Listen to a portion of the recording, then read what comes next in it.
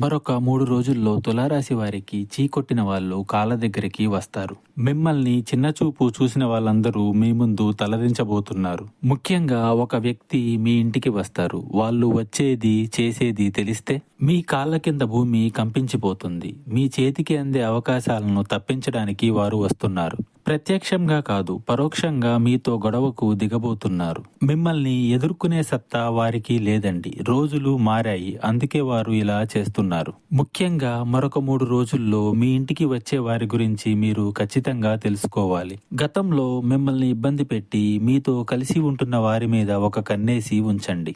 వారు ధన సహాయం అడిగినా లేదా ఇతరత్ర ఎటువంటి సహాయం అడిగినా, మీ గురించి గుచ్చి అడిగినా మీరు జాగ్రత్తగా ఉండండి. అది పర్సనల్ విషయమైన ప్రైవేట్ గానే ఉంచండి వారి వద్ద.